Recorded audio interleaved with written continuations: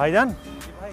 ये बस खैरियत से हैं? जी सब बढ़िया, आप बताइए। भाई यार ये बस नहीं आ रही है कोई?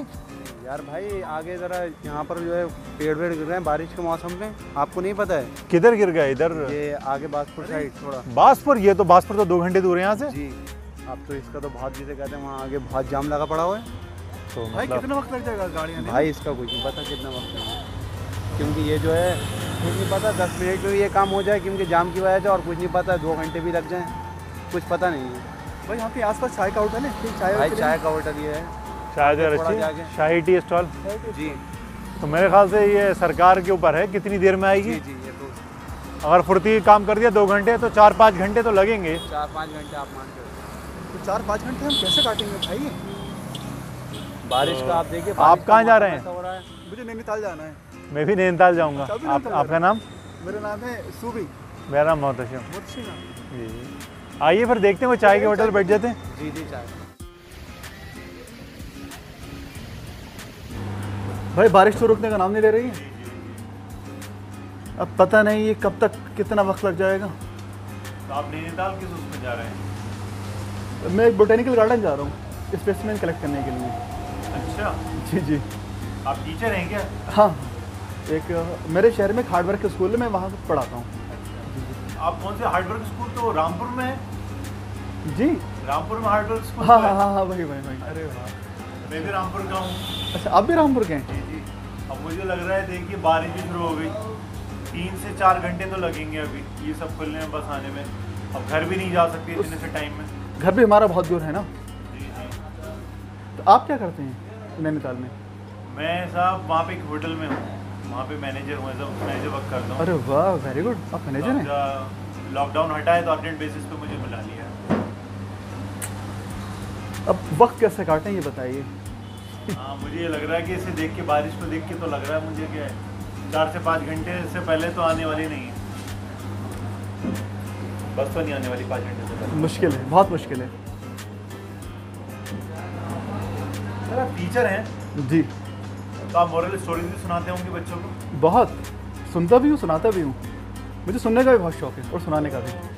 स्टोरीज पढ़ने का मुझे भी बहुत शौक है। अरे वाह ये क्योंकि तो मैं बहुत घर से अच्छी बात दूर है। रहता हूँ तो किताबें पढ़ता हूँ, तो क्यों ना हम एक दूसरे को कहानियाँ सुनाएं और बिल्कुल। उस कहानी के अंदर जो लेसन है, जो उसकी मॉरल स्टोरी का जो भी उसका जो उसके अंदर मीनिंग है, वो एक दूसरे को हमें बताना होगा। मतलब अगर मैं कहानी सुनाता हूँ तो उसका क्या मतलब आप समझें, आप मुझे बताएंगे, और आप ठीक जब है। सुनाएंगे तो मैं बताऊँगा। चलिए तो शुरुआत आपसे करें। वजह इसलिए कह रहा हूँ मैं, ताकि आप अटेंटिव होकर सुनेंगे और फिर वक्त पता नहीं चलेगा। बिल्कुल। ठीक है? चलिए तो मुझे तो बहुत एक्साइटेड हूँ, कम से कम हमारा वक्त तो कट जाएगा। जी जी। तो शुरू करें? जी जी आपसे शुरुआत करते हैं। चलिए ठीक है, मैं शुरू करता हूँ। मैं आज आपको एक कीमती पत्थर की कहानी सुनाता हूँ। कीमती पत्थर? जी अच्छा ये भी ऐसी भी कोई कहानी है? जी। लेकिन हाँ, हर कहानी के बाद एक चाय होगी। बिल्कुल बिल्कुल श्योर। ठीक है, चलिए शुरू ऐसे कीजिए। वक्त का भी पता नहीं चलेगा। जी जी ठीक है? बिल्कुल बिल्कुल। तो चलिए मैं आपको सुनाता हूँ कीमती पत्थर की कहानी। और चाय के साथ शुरुआत करते जी हैं। जी, चलिए फिर चाय लेके आइए। भाई 2 चाय ले आइए। चाय के साथ कहानी शुरू करते हैं। जी शुरू कीजिए भाई। ठीक है। ये कहानी है एक ऐसे बच्चे की जो खुद को बहुत अकेला महसूस करता था। सब खेलते थे मगर उसे कोई खिलाता नहीं था। जब कभी भी वो खेलने की कोशिश करता था तो लड़के उसे भगा देते थे। इससे वो बहुत दुखी हो गया था और इसी दुख में वो अपने पापा के पास पहुंचता है और उनको सारी बात बताता है। वो अपने पापा से पूछता है, पापा क्या मेरे लाइफ की कोई वैल्यू है? ये सुन के उसके पापा उसको समझाते हैं कि तुम अपना दिल छोटा मत करो, और अगर तुम सच में अपनी ज़िंदगी की वैल्यू समझना चाहते हो तो इस पत्थर को मार्केट में लेके जाना, मगर किसी से कुछ कहना मत। अगर कोई तुमसे पूछे कि इसकी कीमत क्या है तो तुम उन्हें सिर्फ अपनी 2 उंगलियां ऊपर करके बताना, ठीक? लेकिन कुछ बोलना मत। ये सुनकर बच्चा बाजार चला जाता है। वहाँ वो लड़का कुछ देर तो ऐसे ही बैठा रहता है, मगर कुछ देर बाद एक बूढ़ी औरत आती है और पत्थर की कीमत पूछने लगती है। वो लड़का चुप रहा, उसने कुछ नहीं कहा और सिर्फ अपनी 2 उंगलियां खड़ी की। उसे देखकर औरत बोली, 200 रुपये? ठीक है, मैं तुमसे खरीद लूँगी। बच्चा शॉक्ड हो गया कि एक पत्थर की इतनी कीमत वो फ़ौरन अपने पापा के पास गया और बताया कि वो बूढ़ी औरत इस पत्थर के 200 रुपये देने को तैयार थी। पापा ने कहा, इस बार इसे लाइब्रेरी के पास लेके जाना, मगर याद रखना पहले की तरह कुछ मत बोलना, सिर्फ 2 ही उंगली दिखाना। वह लड़का लाइब्रेरी के बाहर खड़ा हो गया और एक आदमी की नज़र उस पत्थर पर पड़ी। उसने उसकी कीमत पूछी। बच्चे ने 2 उंगलियां दिखाई, जिसे देखकर वो आदमी बोला, अच्छा 2000, और उसे 2000 देने लगा। वो बच्चा फिर चौंक गया।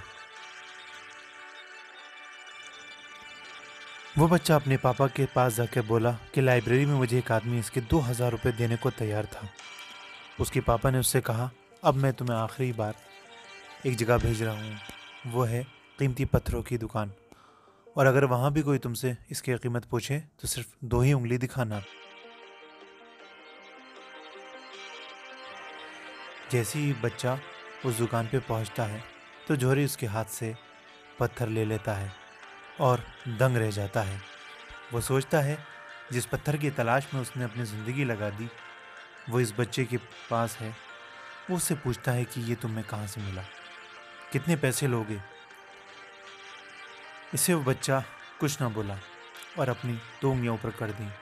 पत्थर माहिर बोलता है, हाँ ठीक है, इसके तुम 2 लाख रुपए लोगे। अब बताइए आपने इस कहानी से क्या नसीहत ली? मैंने इस कहानी से ये सीखा कि मतलब हमें किसी की नकदरी नहीं करनी चाहिए। आपकी लाइफ की वैल्यू इस बात पर डिपेंड करती है कि इसे आप कहाँ रखते हैं। आपको डिसाइड करना है कि आपको 200 रुपये का पत्थर बनना है या 2 लाख रुपए का हीरा। ज़िंदगी में बहुत से ऐसे लोग होंगे जो आपसे बहुत प्यार करते हैं, और ज़िंदगी में ऐसे भी बहुत सारे लोग हैं जो आपको किसी चीज़ की तरह इस्तेमाल करते हैं। इसलिए आपको खुद डिसाइड करना है कि आपकी लाइफ की वैल्यू क्या है। कहानी बहुत अच्छी थी। नहीं, आपने उसका जो नसीहत उससे जो आपने बताई वो ठीक निकाली आपने। लेकिन अब आपकी बारी, अब आप सुनाएंगे। तो नई चाय के साथ नई स्टोरी होगी। हाँ, तो तय हुआ था। चलिए भाई, चाय ले आइए और